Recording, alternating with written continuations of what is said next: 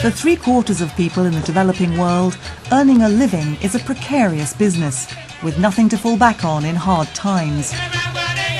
Ghana is no exception. But in the country's central region, a sea change is taking place.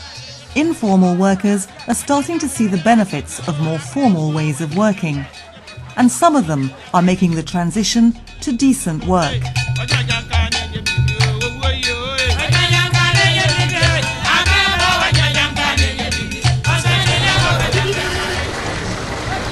Ghana's central region is one of the poorest areas in the country. In the little town of Ajumako, the people make a living from trade and agriculture, cultivating cassava, maize and oil palms. The palms grown here are used for cooking, soap and cosmetics.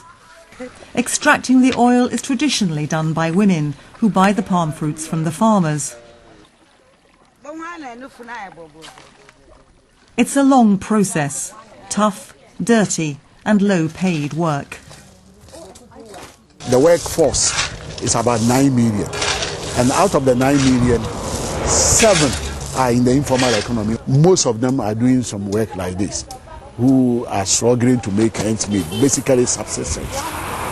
So it's very important that if you want to move this country forward, if you want to develop, you can not leave 7 million of the workforce struggling like this and deal with only 2 million in the formal sector. So it's very important that we do something to move them, migrate them to formality. Abena is among the hundreds of women who make a living extracting and selling palm oil in Ajumako. She used to earn less than $1 a day. After feeding and clothing her children, she couldn't afford school fees and had no savings for medical bills. Abena was one of the first people in Ajumako to take part in a new program targeting informal workers like her. She now brings her palm fruits to a brand new mechanized processing plant just outside the town centre.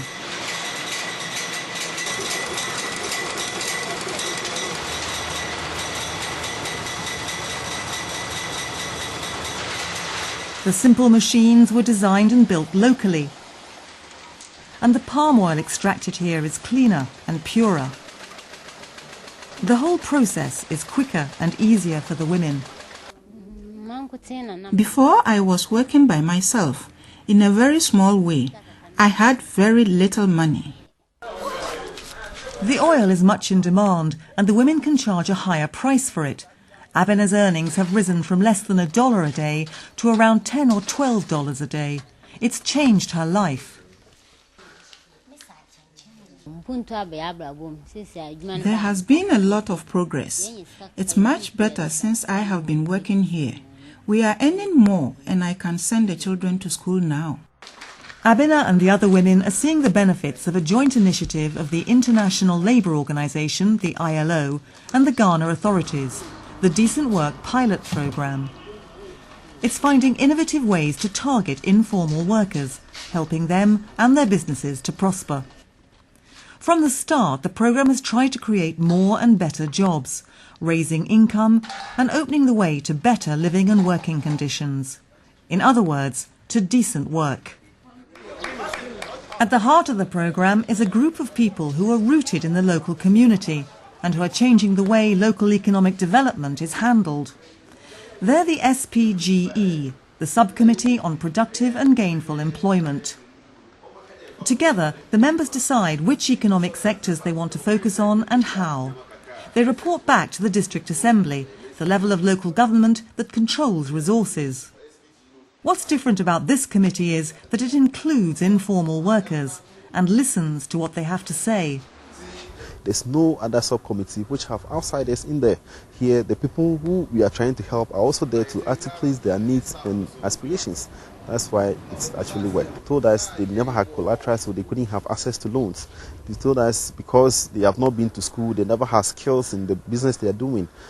And then, since we got those things, we were able to champion their cause. So we were able to give them training. We've been helping them to get access to credit, so they are now improving on their businesses. The subcommittee is funded by the District Assembly and includes some of its members and technical staff. But first, they had to deal with people's expectations. When the project started, they thought we've come to give them training and then at the same time give them monies to work with. But we've made them to understand that it's not a matter of giving them monies, but it's a matter of giving them training so that they will, any work that they are doing, they will see that they will improve upon the job so that they see the job itself as a decent job. For example, if you are a dressmaker or a hairdresser, we give you training in the hairdressing for you to see the need for you to see your job as not an ordinary job, but something that can cater for you even during your old age. As the pilot program developed, the ILO worked closely with local and national authorities. Technical guidance and training were provided both to the subcommittee members and to informal workers.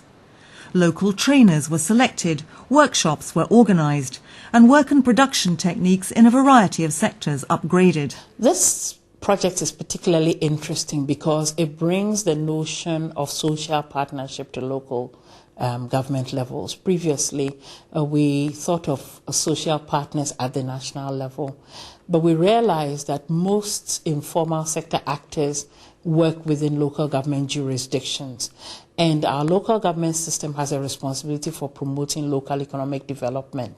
And so the notion of partnership at that level presents enormous prospects for, hastening the process. The subcommittee realised that getting credit was a major difficulty for informal workers and micro-businesses. People like Abdul Rahman. The job wasn't good. My business was very small and I was working all alone. The training I did made me see that I needed to have more technical skills.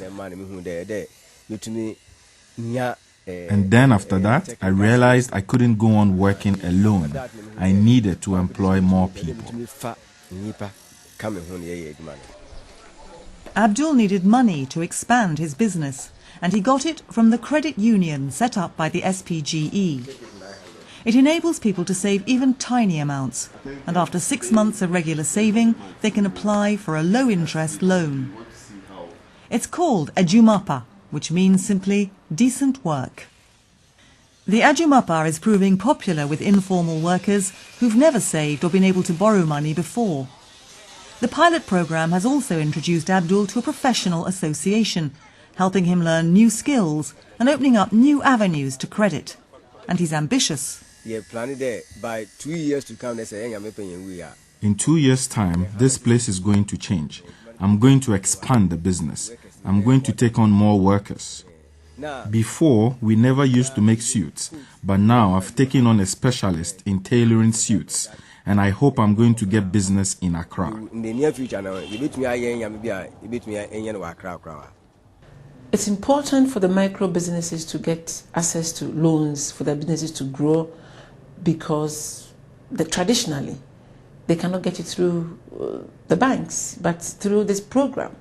The SBAs have guaranteed loans for them, and then they can acquire equipment to process, their products. They would not have dared to go to the doorsteps of any microfinance company. They don't even know how to even process these loans. But through the Small Business Association, they now, can have confidence, and they can go in a group to access these loans.